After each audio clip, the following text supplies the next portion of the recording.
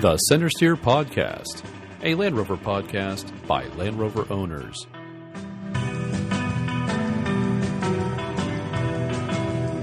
Welcome to the Centresteer Podcast. This is show number 12. We've been talking Land Rovers for over a year now. Still the only Land Rover-centered podcast that I'm aware of. So I hope you're enjoying the talk. If you have any comments on what you'd like to hear about or what we're doing well, don't forget to email, tweet, or even Facebook post us. We have a Facebook account, Centresteer Podcast. And now, on to the show. This is show number 12. So I'm John Costage, your host. I have several Land Rovers, of which two are functioning. The Series 3109 is back on the road. Took it out a month ago now, and it had a transmission problem. So that has, I think, been fixed. And hopefully get it back shortly. To my left, I'm Harold, Knight of the Green Oval. And I'm Dave Carroll, Abuser of the Green Oval. And Mark Garcia. And we'll talk about you and your later.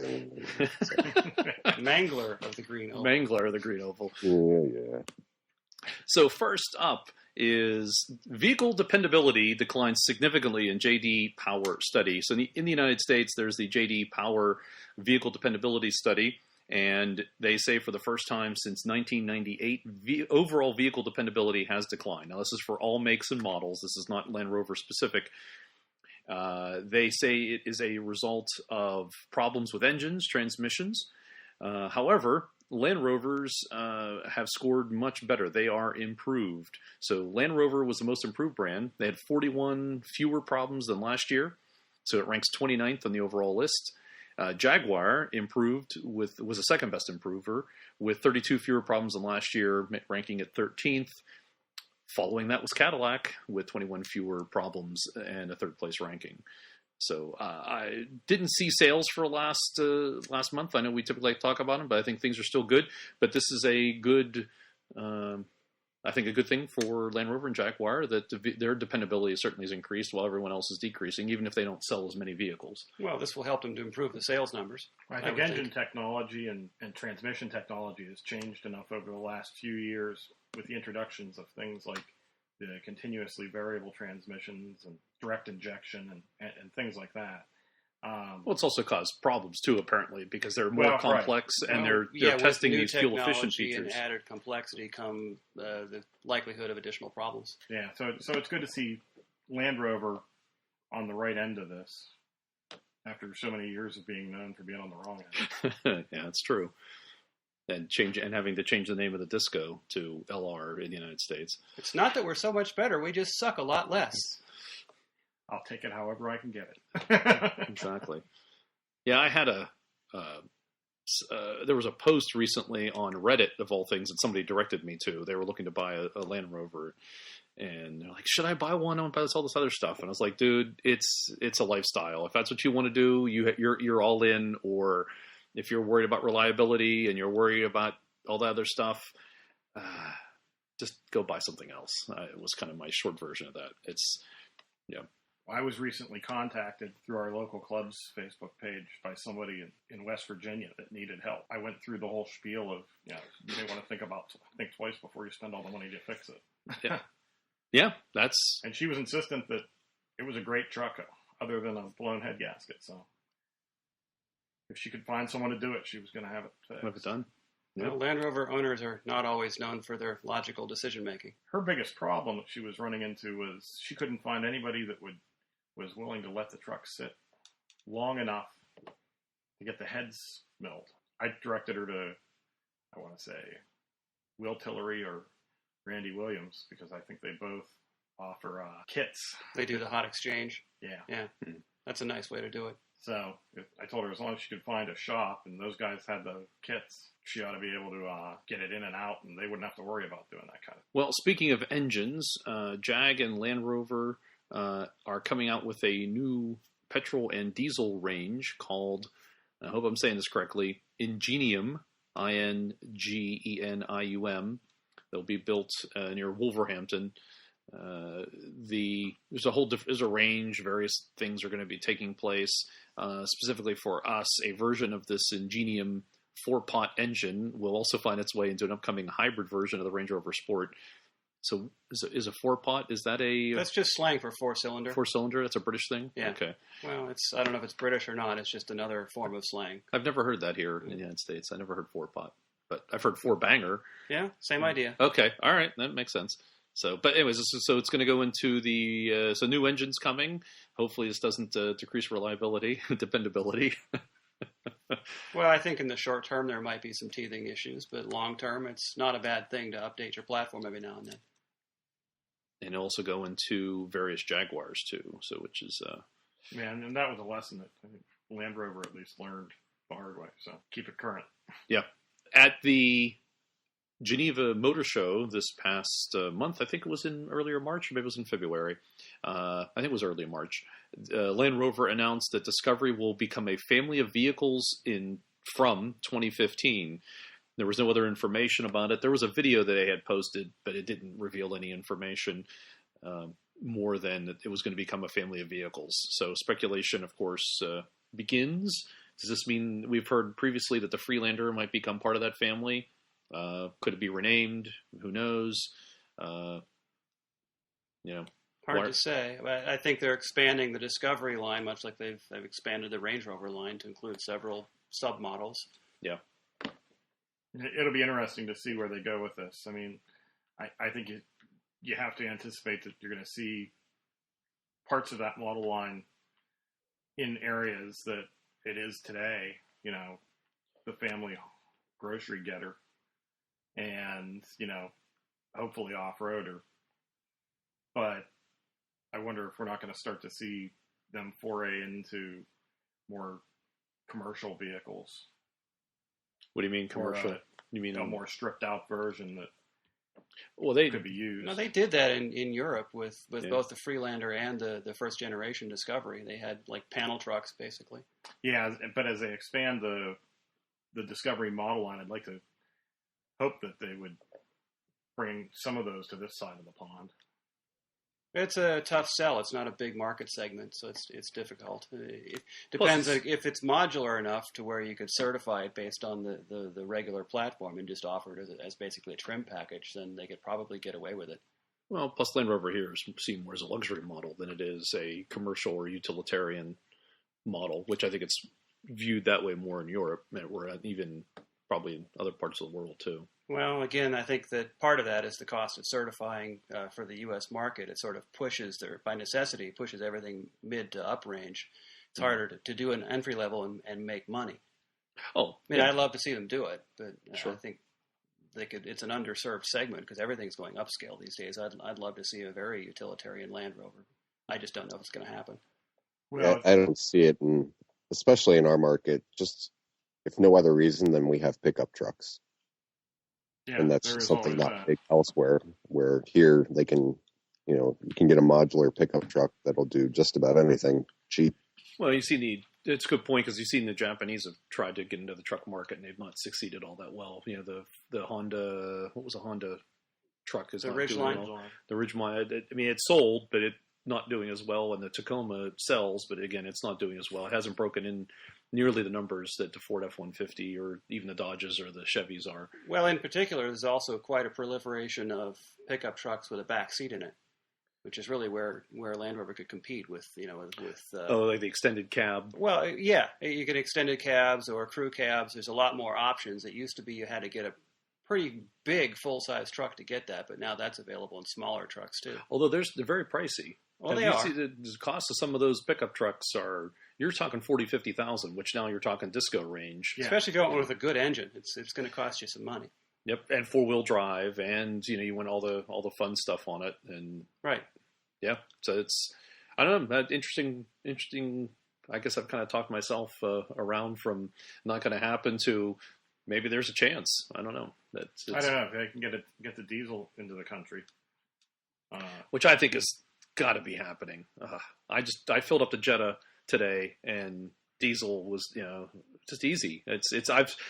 My point was I see diesel more and more locations, easier to find, put into the car, off I go. And how often I don't fill up that car. Normal driving back and forth to work, I fill up twice a month in the Jetta. And that's 34 miles round trip to work, 4 times a week. And you will probably never have that car long enough to experience any significant engine life problems. Yeah. Especially, I don't know, maybe the way I drive it. As I say, Well, you'll break something before you wear something out. Yeah. Hopefully. You're hoping to break something? No. I'm not hoping to break something, but as far as the way I drive, that turbo when it kicks in, you have to be careful. That's a conversation for another podcast. Is there a Jetta podcast? I'm not starting one. So anything else? So it looks like Disco Family is going to expand. We'll know more as they let us know about. I guess maybe that'll be the new Freelander will be slotted in there. Who knows? Like the Junior Evoque Disco or something. Yeah.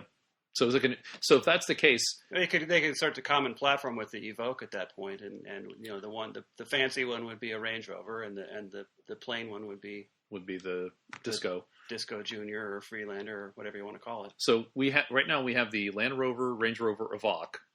Are we going to have the Land Rover Discovery Freelander? See, now there you go. That could be. I hope not. Please. It'd be nice if they wouldn't play that game. And I want it all spelled out across the hood too. There's room. Well, the font will be about egg point. You can do a couple lines, I guess. Yeah, it'll be 2 lines on the hood. Well, it'd be worse if it was the Land Rover Discovery Freelander Sport Supercharged. Well, I was at Special limited edition. Yeah, you might need the to wrap around onto the wings for that. If you want to have fun, take a Freelander 1, as I did and had. I was at OVLR, had an event. This had to be almost 10 years ago now. I was up at OVLR for their birthday party event, and they had they wanted to borrow my Freelander, and part of the course they had what am I trying to say? RTV. What's that stand for? RTV. Video. It's a technical challenge, right? Yeah. It's a technical challenge. But one of the little extra fun things, they had everybody that was participating. They had like 5 minutes to count how many times they could find the Land Rover badge on the Freelander. You would be surprised the number of places they have placed the Land Rover badge on a Freelander, and I think any model really. But even on the taillights, it's tough to see, real small, and inside, outside. So yeah, the Freelander does seem to be sort of the worst offender of that sort of thing. But yeah, it's everywhere on most of them now. But definitely on the Freelander, it's unbelievable, out of control. So coming up in May 10th through the 11th, 2014 in South Africa is the Landy Festival, and they have been doing this for a number of years. And in the past, they have created the world's biggest convoy of Land Rovers, and they had 1,007 trucks a couple years ago. Looks like in 2012. This year, they want to break that record. And they want to go over 1,007 trucks. It took them apparently 3 hours to clear the parking lot with the previous convoy. So if you are in South Africa or near South Africa, or feel like going to South Africa, you may be our correspondent there if you like. Tell us how the convoy goes. Is any of us going to South Africa with their truck? Sadly, no, but might know a couple people that are down there with theirs. So we'll see. That would be very cool. Very cool. And I guess there must be pictures. I think I did see some pictures a couple years ago. I'm just trying to sort out the logistics of this. If it takes 3 hours to clear the parking lot and get them rolling, wouldn't the first ones to leave be running out of fuel by the time the last ones are actually in motion? That's very possible. That's true. So by convoy, by definition, I think means you have to be rolling. So that's right. So rolling 1,000 trucks to roll under their own power in a continuous formation. Where is this? Is like an old airstrip or something where you can, or a speedway that you can drive around continuously? Maybe they're just taking off into the desert. That's true. They do have. There's a lot of wide open space down there. They do have that. So if you are interested, dear listener, you can go to landyfestival.co.za. That's Landy festival.co.za, ZA South Africa. And you can sign up. It's a 2-step process, and you can join the convoy yourself. They call it the Land Rover Bush Convoy. A little bit of interesting fun out of the UK. There's a Kickstarter campaign for a food van, the Grub and Grog Shop. A gentleman named Jim Hurst had started a Kickstarter, which is a way to raise money for it, and he wanted to convert a Land Rover Defender, looks like a Series 3 based on the picture, to sell healthy, affordable food and drink at festivals, markets, and events. He was looking to raise £6,500, and he only got £3,700. It's halfway there. That's not a bad start. No. So if you're interested, take a look at... I don't know if it'll come back. I'm kind of keeping watch on it, but if it does come back, that might be just kind of fun. I think that's a perfect platform for such a thing. I think perhaps a Marshall ambulance variant might be better. Well, here in Pittsburgh, where we are based, food vans are really big right now. And in fact, I know a gentleman that has one. If you want, you could take your own Marshall van and convert it into a food van for our purposes. I could, or I could do a lot of other things with it too. At this point, I'd be happy if I was just driving it. You aren't? I keep cannibalizing it to fix other people's stuff, and so now it needs to have everything replaced. Oh, okay. Well, it was my way of forcing me to do some upgrades I've been threatening to do for a long time. I keep taking off all the parts that would need to come off before the upgrade, and so now that they're gone, I really have no choice. I want to drive it. I have to get off my butt and do the work. But that, of course, requires my not having tons and tons of customer work to do, which I've had. So well, that's always good, right? Oh, yeah, it's good. I'm not complaining. I'm just saying my work waits until there's no paying jobs around. All right, that's it for the news and fun stuff. Heralds and Word. In previous episodes, we've examined the many innovations made by German engineers and the engine designs that have become the standard of the industry. Today, let's look at a very different engine design, one that was born in the USA but came of age in England. In 1872, Boston inventor George BRAYTON patented his own new engine design.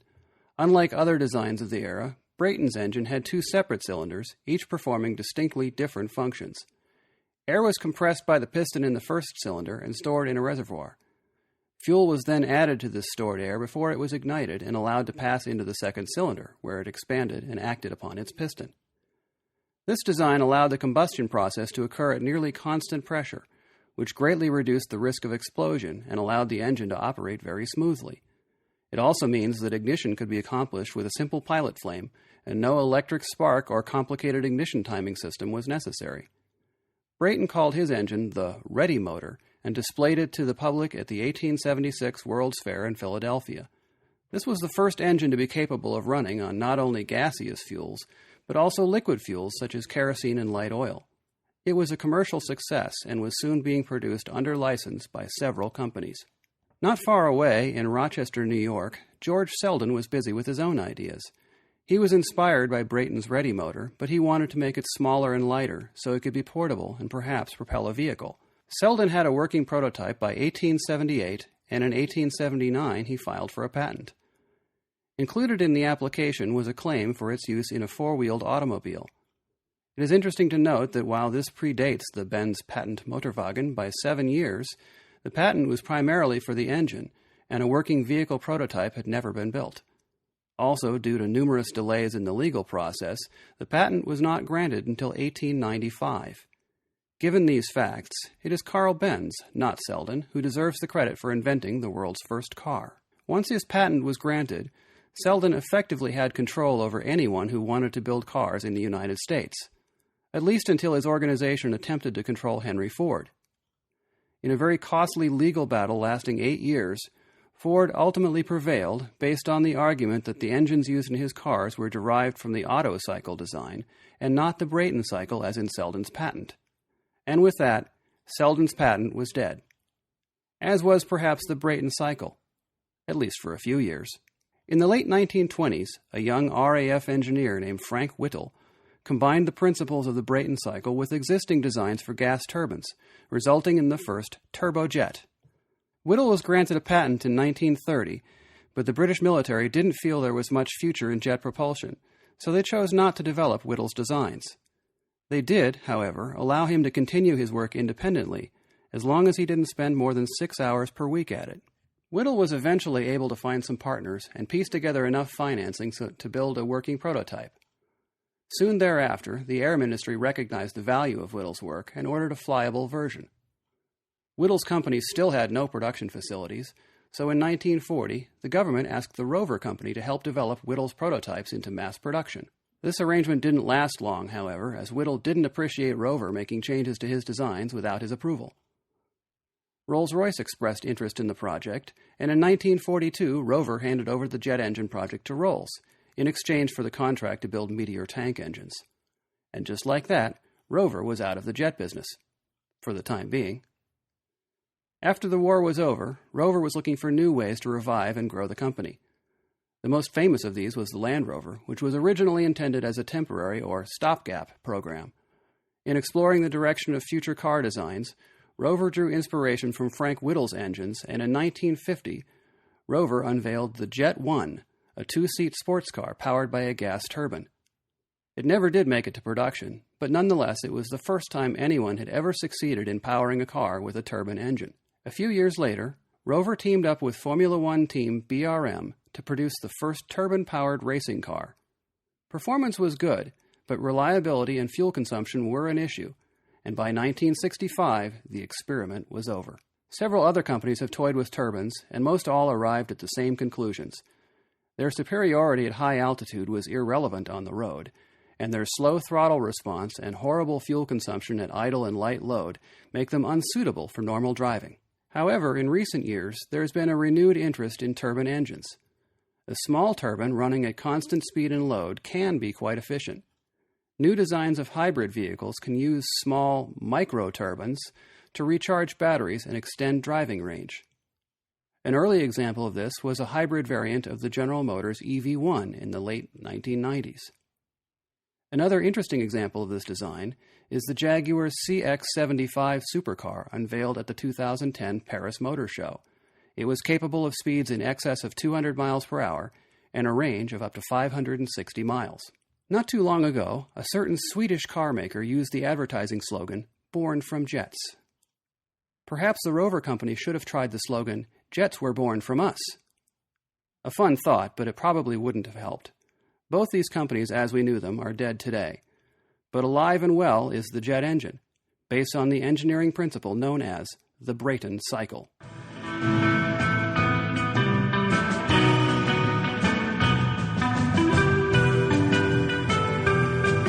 Welcome back from the M Word. We are going to now talk about Land Rover events going on in and around the United States and other places. Our trail correspondent is Dave. Okay. This past weekend, or I should say whenever you're listening to this, the weekend of March the 29th, SCARR event in Texas took place. I know that there were a number of representatives of the northeastern U.S. making the trek down there, including some of the guys from Rovers North and Lucky 8 LLC. Sounds like it was a pretty exciting event. Hopefully, some folks will be putting out some videos. And so SCARR stands for South Central Area Rover Rally. Yes. So they also explains where it's located, I guess, right? Yes. South Central Texas. And I thought it was just a prediction of what was going to happen to your truck. It does sound like that might have been true this year. I did see a posting yesterday of looks like a D1 had rolled on its side. Ooh. And busted a side window. That was the only problem. They righted it with 2 winches, and they cleared out the air cleaner because it gotten some, oil kicked back that way. Cleared that out, and it started right up and had no other problems, they say. Spectacular. No replacement parts, 30 minutes with only spanners to get it running again, right? Yes. Okay. I can tell you at Conclave, I watched a D90 go over on its side. And it took nothing to... We rolled it back up and started it up, and he drove right up out. Well, there was a lot. It was a diesel, and there was a lot of smoke for about 5 minutes after that happened. And it was raining, so it kept everything low. And it was, and of course, my camera had died, and I didn't have my video camera. And I'm not sure. I don't think that is a diesel. You don't? I thought that was a diesel. No, that's a V8. Maybe okay. That's a North American spec. Still, V8. there was a lot of smoke. Maybe a lot more oil. They didn't clear the oil out before they started it up. He got oil up into the... Yeah. It's pretty tough to get all the oil to drain back down after they've been sitting on their side, so it just takes a bit. Right. It was quite exciting. And for upcoming events, I like to refer to the Rover events page in Facebook. It's Facebook/Rover events, by the way. And it looks like right now we have the Uwharrie Safari coming up the weekend of April 10th. The Gila Challenge that same weekend. In Arizona. The Spring Robisonia Trials in the weekend of April the 26th. In Pennsylvania. And that will be a one-day event, just in case anyone was wondering. Did you go to Robisonia? Did you do the spring thing? I have been to Robisonia once. But not for the spring event. Not for the spring event. Okay. Now, that's a technical trial, isn't it? Yes, that is a technical trial. And it is a lot of fun. If you haven't made it, I highly recommend it. Now, is there much of a social gathering associated with that, or is it just you show up for the technical trial and then that's it and you go home? Well, some people do. Some people do both. Some people camp on site, and some people drive in, take part in the event, and head home. Now, is the camping the night before or the night after? You can do either or both. Okay. So you could make a whole weekend of it, even though officially it's only a one-day event. Yes, you could. Okay. And this year it's a one-day event.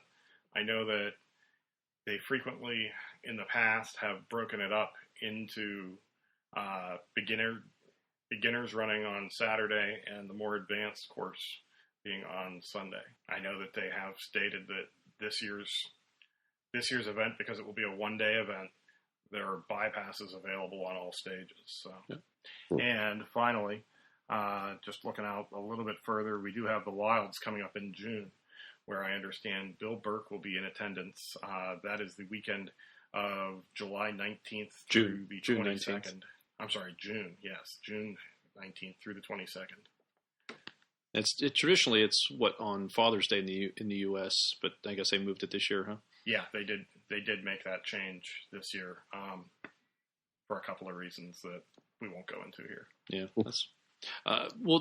Wasn't there some discussion too? We've talked about in the past that this may be not happening much in the future. Am I right on that, or is that? Well, talk? This year it is. Okay. Beyond that, I don't know. Take it a year at a time. Yeah. You want to explain to some of our listeners who might not know what the Wilds event is? Yeah, the Wilds is actually a wild game preserve. In southern Ohio, South Central. South Central? Yeah, it's South Central Ohio, near Zanesville. Accessible from exit 169 of I-70. Which is the only thing I've ever seen of the Wilds is the exit number. Yes, for those of you who don't know, John has tried to get to the Wilds repeatedly and suffered massive mechanical failures every year before he even got within sight of the actual venue. I might make it this year. But he does know the exit well. Yeah, he's gotten to the exit. And in fact, I'm looking at my trophy that I received from my local club that actually has a sticker on it that shows me the exit number. So I have that in perpetuity. So the Wilds is a wild game preserve. The types of animals that they have include giraffes, rhinos. But they're not part of the technical challenge, they right? They are not part of the technical challenge in general. I'm sure that arrangements can be made for a price. Can you drive around in your own truck amongst the animals? Yes. I did last year. Yeah, Mark actually partook of it. Even canvas-sided vehicles? Yeah. And there was Yeah, as long as you don't try to get out in the predator enclosure. To go back a little bit, Uwharrie, if I'm saying that correctly, Uwharrie. So they're having a safari in next weekend, based on when we're recording this. Or is that 2 weekends? Actually, it's 2 weekends. But that's in North Carolina, which is a national forest. I was there years ago with our friend Bill Fischel, and that's a neat place. Really, more than you think. Of course, it was one of the first times I'd been off-roading, but a lot of rocks and hills and climbs. And I guess I was not unfamiliar with what North Carolina was like, but kind of reminds you of PA a little bit in the sense of hills and rocks and clay. Don't go alone. That's just my own little. Oh, yeah. Yeah. Well, I know. I've been to Western North Carolina to go to the NOC for whitewater kayaking classes, and I've spent a lot of time looking around, going, "Wow, this place would be pretty special." Yeah.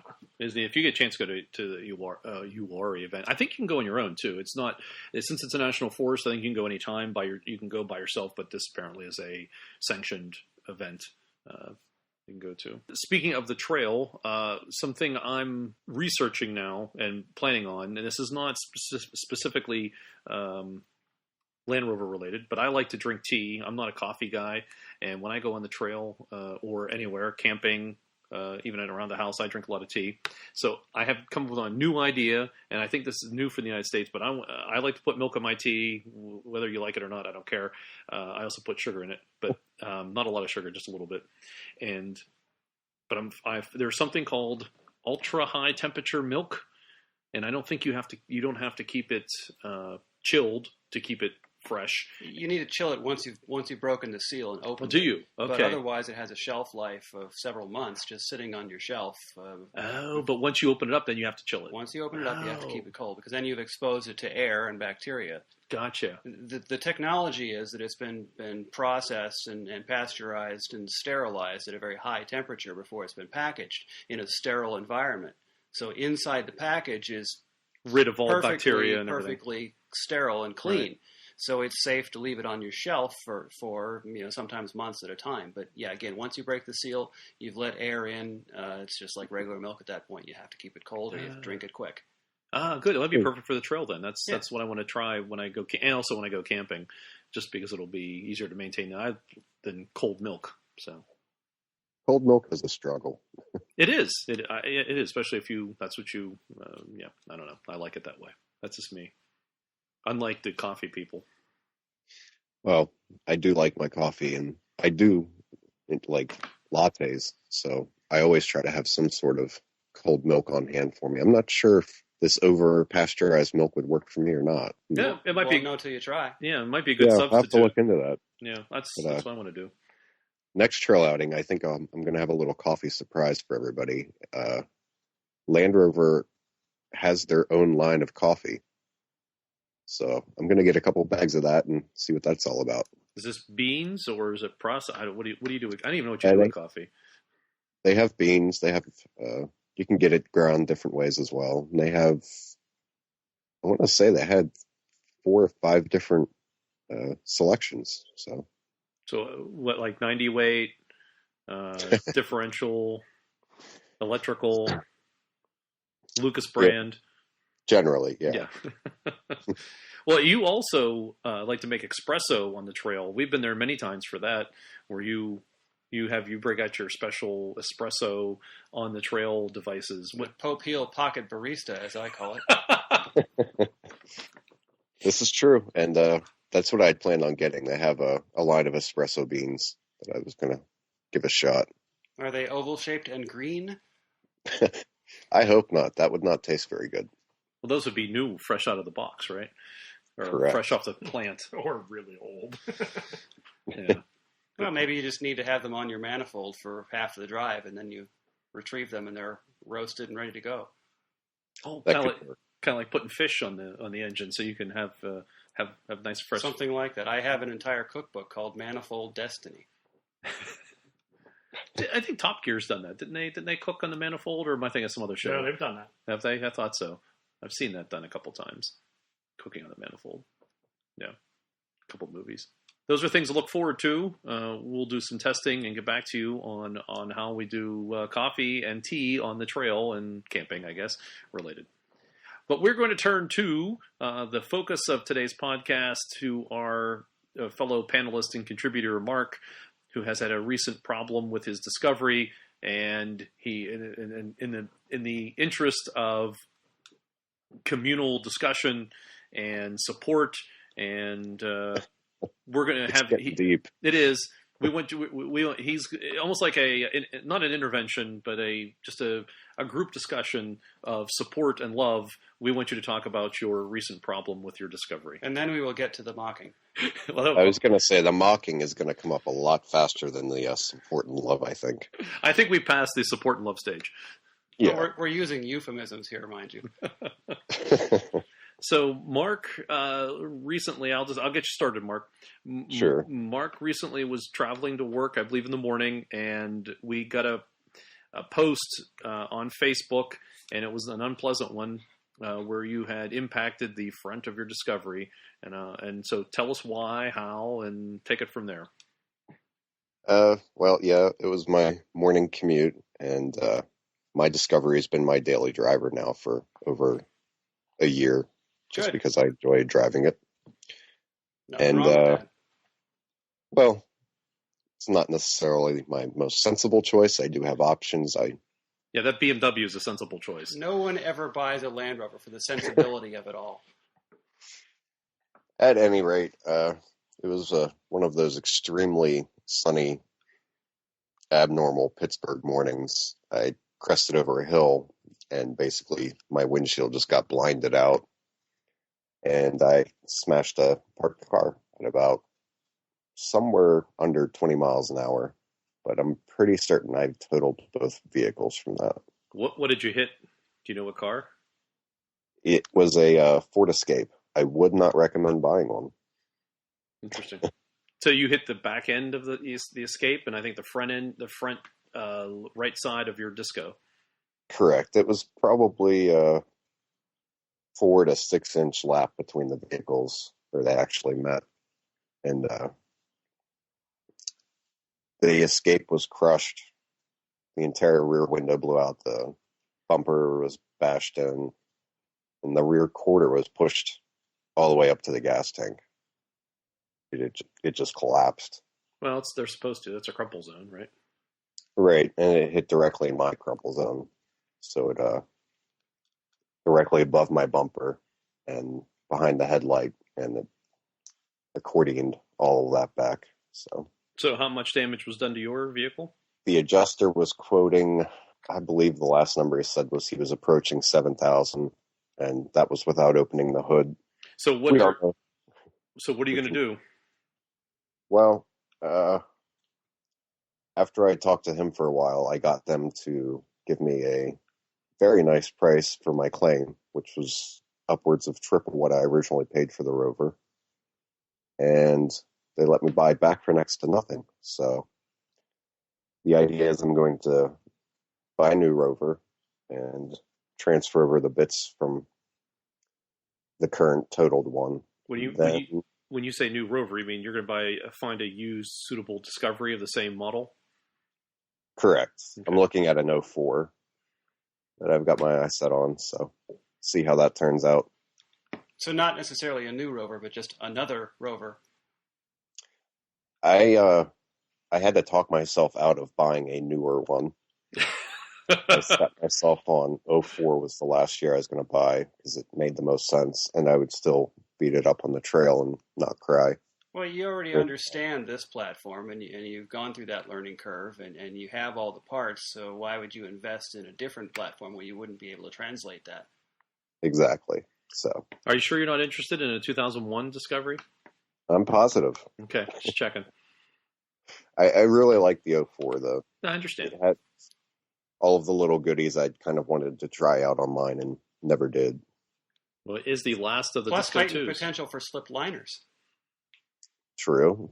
Bigger engine, nicer headlights, all good things. Yeah, nicer headlights until you break one on the trail and have to replace it. Yeah, we're going to be talking about that if I do get one. I need some kind of a guard for those. Well, see, I would drive that one on the street, and I would fix up your currently dead Rover and use that as your trail hammer. As he calls it, Honey Badger. Yes, Honey Badger. Okay. All right, we can use that name now that the public knows it. Oh, yeah. Why not? Yeah. It's still kind of up in the air exactly how I'm going to do what. Having a trail truck is a really nice idea, Mark. And that one's been pre-disastered, so Yeah. What have you got to lose? Yeah, it will be an R-titled truck, so I no longer care at all how badly I hurt it. So it's possible. There you go. Nothing to lose. And you've got a good engine in it. You know that stuff's all sorted out. It's a good running truck with a body you don't care about. And it sounds like a dangerous combination to me. Yeah. Get a nice... Mark, I can stop telling you not to do what I do. Because he's already done it? He's done worse. Too late. So now he can just follow me with impunity. So in other words, what you're saying, Dave, is you have catching up to do? No. But Mark doesn't have to worry about all the things that I always was concerned he'd be worried about. True. If I don't have to drive it to work the next day, a lot of things go out the window. Yeah. You should get a nice, better front bumper, though, on that. Or just a front bumper. Yeah. I have one in the garage. Oh, I see. So if it had you put that front bumper on, maybe we would have a different conversation. Well, there's a chance things might have actually been worse. I keep running it through my head trying to think about it, but well, what kind of bumper are we talking about, and then why do you think it would be worse? It's a all aluminum Great Divide from a Range Rover. Mm. The reason I think it might be worse was because of how high I hit. It would have been full force on the bumper, and the bumper's mounted, directly to the frame. I'm afraid I might have offset my frame. I think you have enough give in that Great Divide, you'd have been okay. When you get some of the heavier steel off-road bumpers, there's a good chance you could push the frame instead of bending the bumper. That's an entirely possibility. But I think at the speeds you're talking, you probably might not even done that. It's hard to say. Yeah. I don't see my front bumper bending. No, not but anytime soon. Well. If you do, I want video, because it's going to be a spectacular thing you were doing when it happened. I think Dave might not be around anymore, unfortunately, if that were to happen. We don't want that, Dave. Don't do that. External roll cage first. There better be video. I'm not going to survive it. It better be spectacular. Yeah. Yeah, because it's still going to sell bumpers for me, so I'm fine with that. Take one for the team. Yeah. All right, so you have a Disco, a 2002. What's your Disco? I assume you're asking me, since Yes. I can't see you. Your current Mine's an Disco. 01. It's an 01. It's an 01 D2. So you have an 01 D2 that has suffered significant damage, and the frame didn't get damaged. Just was it an outrigger and what else? Yeah, basically the engine surround, the fender. I think I priced it out in my head that I could do it for around $2,000. The whole inner wing looked like it was crumpled. Yeah. The fender well, the wing, the core support, and the hood is pretty much all you need to do. Well, plus, the trim stuff like headlights and turn signals and all that. But again, if you really want a trail truck, you could pretty much, hold the radiator on the angle iron and cut the rest of the stuff off. And, who cares about hoods and fenders? That's just cosmetic stuff. True. So you could do it for $39 if you really wanted to. Well, then I also need to buy a trailer. Yeah. You needed that anyway, right? Because now you have a fleet. You got to support the fleet. So we'll see how things shake out. But so what are you doing in the meantime? What are you riding? Back to the BMW. Horrible life. I wasn't very happy about it. Why is that? Has cut my commute time down about 10 minutes, though. So, Except when it's snowing.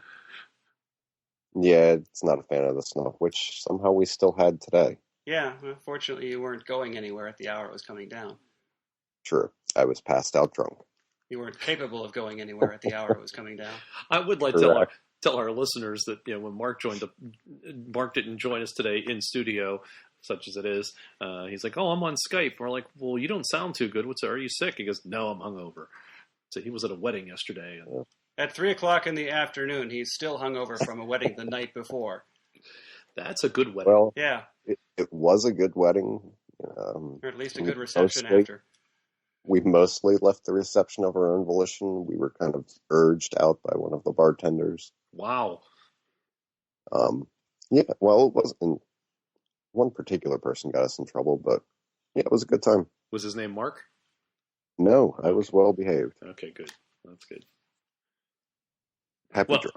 Sorry to hear about your Disco, but we certainly will use that as fodder for the podcast. And as you decide what you're going to do and kit it out and make it into maybe a trail truck or whatever it is you decide we want to know about it.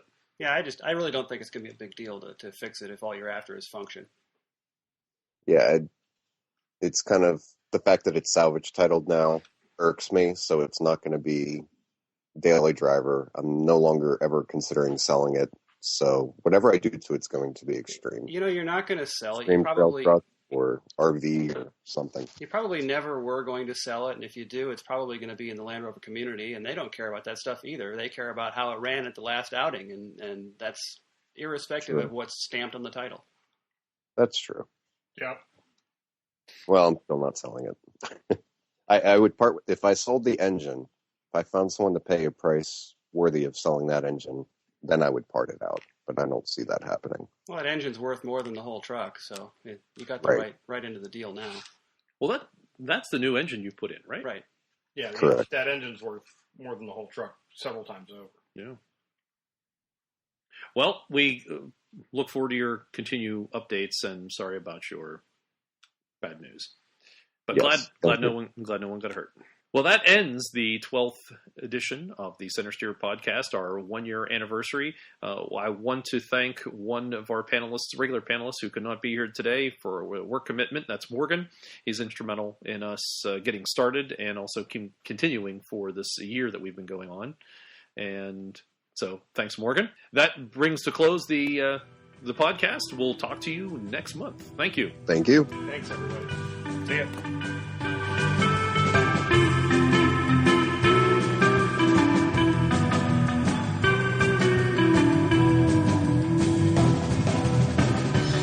The Centresteer theme song, Sunset Rider by the Tritons, is available from Mivio's Music Alley. Check it out at music.mivio.com.